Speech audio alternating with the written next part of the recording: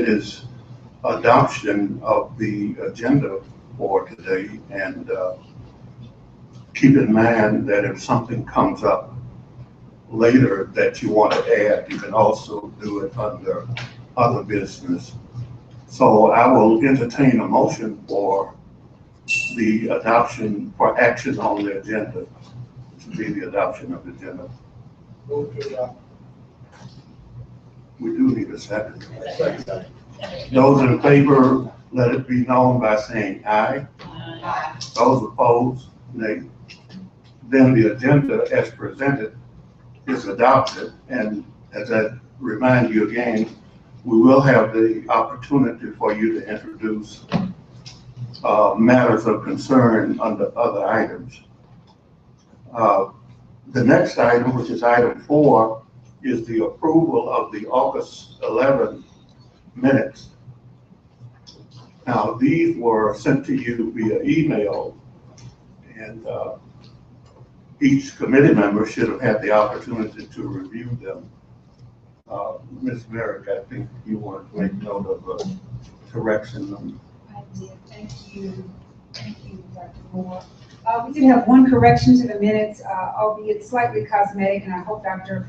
Thomas Miller forgives us that we refer to him as Dr. Robert Miller at some point in the minutes, and maybe perhaps a couple of times in the minutes. It happens all the time. It does happen, so we do apologize. We do know the difference between you two gentlemen. So, understanding he is not on this committee and you are, so we will make sure that the minutes properly reflect that. Okay, thank you very much. I'm assuming that there are no other corrections, so I will entertain a motion for the adoption of the agenda as modified. I move adoption of the minutes as modified. Second. It's been moved and seconded that the minutes be adopted as modified. Those in favor say aye. Aye. Those opposed, then the motion is carried. Item 5 on the agenda is sort of a request for an update on advertising and the applicants. And as we see, the applicants are still coming in. And so, Ms. Merrick, would you just give us a brief update on where the ads were placed and, of course, the number of applicants we now have? Dr. Moore, of course, the ads have been placed in all of the media outlets that the committee has requested, starting with the Advocate. The Baton Rouge Advocate as recently as last, I think it was Sunday before last that it appeared, including the Chronicle of Higher Education and Diverse Issues in Higher Ed. So all 3 of those are out right now.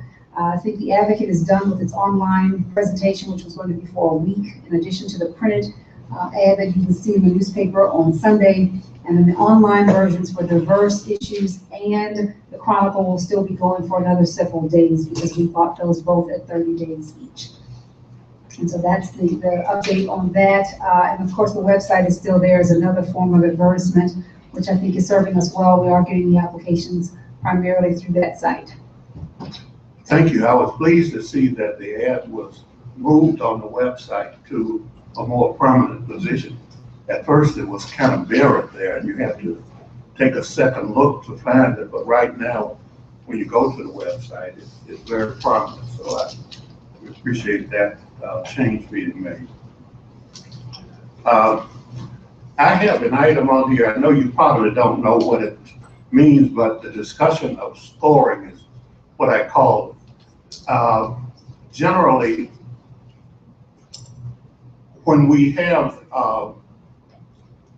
a rubric, it should include something about what we mean by each score. As you know, certainly those of you in the field of education encounter that all the time. So it's not, I think it's somewhat insufficient to say that excellent, you get a 5 or whatever. And so how do you feel about that as a committee? For example, what does a 3 mean? And I ask that a 3 is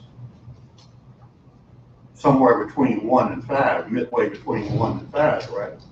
But what does it actually mean if you're evaluating a particular category? If you're looking at vision, for example, does a person get a 3 automatically, or does he get a 3 or she for something else? Those are my sentiments exactly. And I even wrote something which I can't find now about just that there should be some sort of descriptive beyond just simply 1, 2, and 3. There should be, I'm not suggesting 3A, 3B, 3C, but some descriptor that determines the greater qualifications of the individual. That's true, and especially how we score, because you see, if well, I'll just use scholarship. I don't think that scholarship is on there as a category, but let's suppose we are scoring that, and Dr. Miller gives a 3 if a person made a presentation at one meeting. I might give a 3 if a person has a referee publication. You see where I'm going? And if we haven't discussed that, then when the scoring, that can really distort the scoring, because when we average these things, somewhere we are assuming that each person is being evaluated, not exactly the same because we're different people, but with some kind of quantitative measure of what is meant by that. With the doctorate, for example, does everybody get a 5 who has some form of a doctorate? And I certainly don't want to open that up for a can of worms. Does everybody get a 5 with some form of doctorate? Or is there a special kind that would be more suitable for a provost, and the person with the other kind might get a 4? I don't want to attach examples to that because that can be sort of a very hot area. Yes.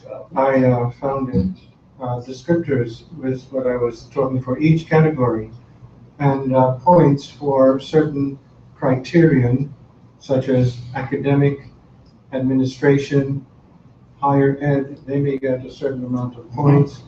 We've got one who is looking at, who has credentials K through 12.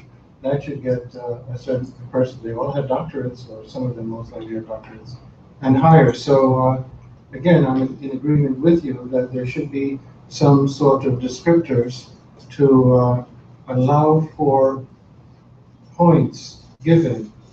I don't know if I've made myself clear, but anyway, you've made yourself clear, and I agree with you, so you can continue. Well, now that we've raised that, and now that I've raised it, so I got to take the blame. We are on a very tight timeline, very tight right now. I spoke to President Belton earlier this afternoon, and he still wants to go with the September board meeting. That presents, I won't call them problems, but it presents several challenges for us. One is, well, there are a lot of things related to that. I'm certainly in favor of it because of the urgency of filling that position. So one of the things we have to do is to let our thinking today govern how we proceed. We could spend a lot of time dealing with the with the rubric. Is that going to slow down anything? Now, in other words, I went out on a limb and told Dr. Belton that we'd have something for it. We'd have 3 names for him the last day of August, which technically would be the 1st of September, I guess, but the last day of August. So that's what we're working with. Dr. Miller, I thought I saw your hand, I'm sorry. Yes, I'm sorry, I didn't mean to interrupt, but, you know, with respect to the route, it's not as though we're going to be recommending candidates according to how many points they score. We're going to, as I understand it, individually recommend that certain individuals be given consideration, and we would have that discussion within the groups. And so my scoring may not be exactly what your scoring is, but there is a certain relativity, I think, that's going to enter into it in each particular case, leading each one of us to determine which candidates we feel are qualified and which probably don't make the mark. Now, so I'm not so sure we want to get too caught up in the minutia. We can, I think ultimately, the individuals that we recommend for consideration are not going to get there by a tally of points, but by recommendations coming from this committee. And for that reason, the idea of having the categories is to make sure that we are all looking at the same agreed upon criteria, but the actual scoring is going to be relative to some degree or another to have to reach it. I'm not sure that that's going to be such a big issue. Perhaps it won't, and we certainly don't want to get caught up in that and not meet the deadline. And by the way, we will have to go in executive session in a few minutes today to hopefully do some of the things that you were talking about, because one of the suggestions that I recommended to Dr. Belton, and I know I hope I'm not confusing you, but one of the suggestions I recommended to him was that with that deadline, we don't have the opportunity to bring in 6 people. You remember we talked about that at one time? 6 people. We don't have that opportunity anymore. But what I did recommend to him, and he bought it very well, was that if we give him 3 names, then he will invite them in. And when those 3 persons come in, the search committee, the council of deans, and a staff group would have an opportunity to interview them. We'd allot 1 hour for each. For each candidate, we'd allot 1 hour. Now, that won't change our view on the 3 because we will have submitted our view on the 3, but it gives him supplemental information that we might see in talking with them that he might not see. And he thought that was a pretty good idea. So at least we have a chance to bring some people to campus. Now, we're going to have to reach those 3 without bringing 6 in, because there's not enough time between now and the 31st of August to do that. How does the committee feel about it? He said that he thought it was pretty good and that he'd like to do it, but he wanted me to bring it to you to see what your feelings are. Dr. Samuels? I'm pretending I saw your hand. I know I didn't.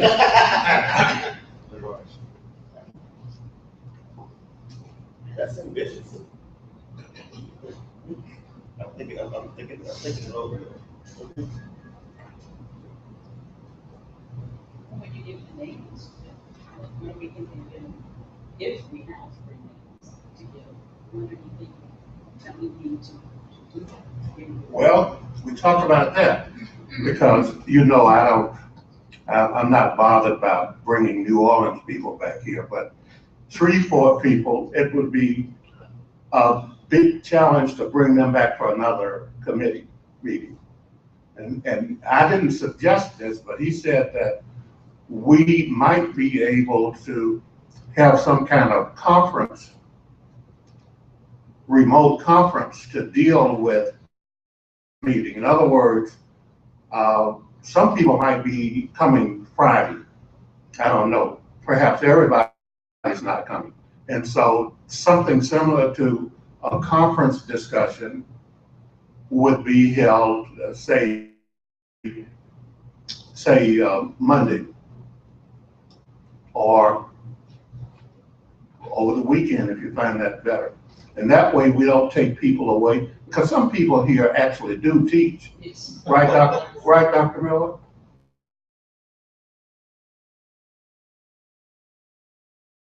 You're a good kid. Uh, You're super. So there's a student here, and that would be sort of disruptive. And I think we can handle it, depending on what we do today when we go in a closed session. I think we will be prepared to go back to our respective places and come up with 3 names, and somehow we can get them to me or either one of us, and then we can report on that. Now, what we do is we would prepare a report for the President Chancellor based on that. He doesn't want them ranked, but we still could have some kind of narrative to accommodate, to go with the 3 names and get that to him by September 1st. And if I had the responsibility to do the narrative, it would be based on what we would have discussed, and I would give you a chance to see it before it would go to the president. Everything. Basically, except the last thing that I talked about, which would be the interview, which would follow that, and that's more the reason why we don't need the search committee to come back again for this and then have to be here for the interview. So if we could do this at our respective places, and then we would be basically through except for participation in the interview. With that in mind, I think the rubric's great. I think the rubric's fine. With that in mind, I think the rubric is fine. Okay. What about the people who are still coming in, the ones who have been recommended and who have not yet been approached?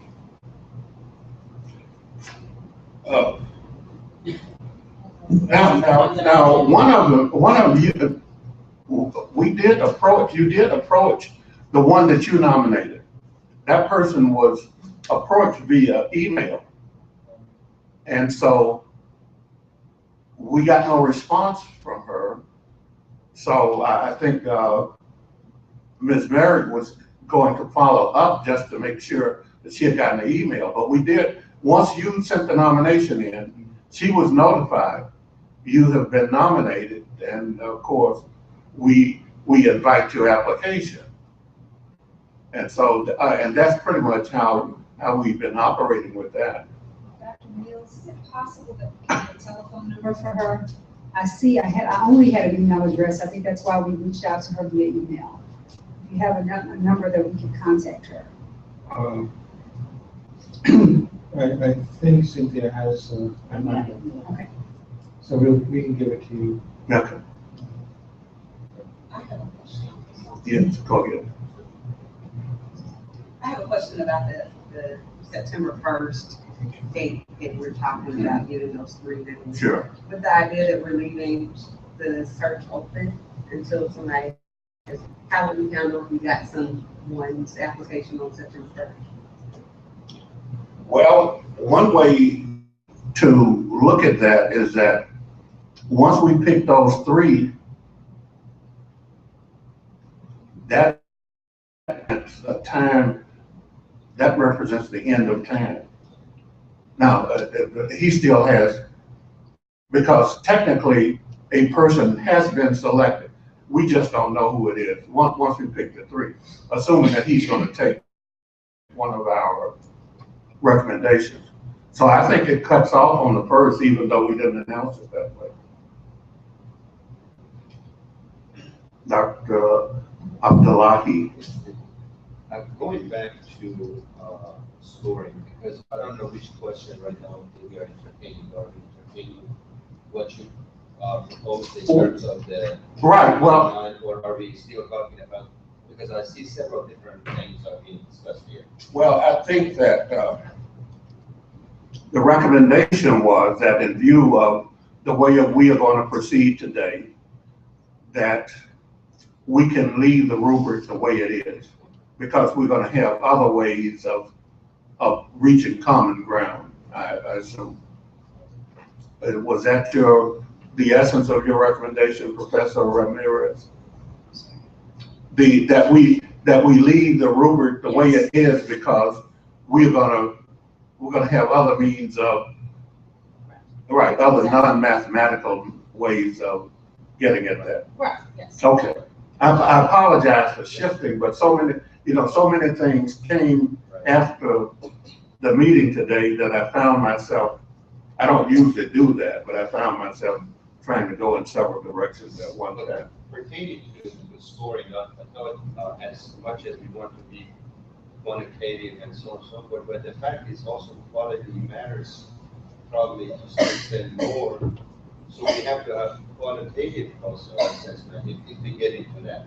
So I tend to go with what Dr. Miller said as in terms of relativity versus coming. Otherwise, we have to deal with a very comprehensive document just to make our assessment. Like you mentioned, referee publication. Then one could get into the quantity of that, the quantity and quality of that. Sure. Is that what type of referee publication is that considered premier or whatever? So then we would never finish. I think I tend to say that despite the fact that we're all into research and analysis and everything, but that kind of work that would be very tedious, requires a very comprehensive instrument, then I would tend to go toward the idea of what we consider to be ideal, and then based on that 100%, we go and look at everything else in terms of relative to that 100%, and that would clarify this in terms of whether it's excellent or good or so on and so forth. So I don't know if I made myself clear. Yes, you did. That's a good point. And really, I used scholarship, a publication.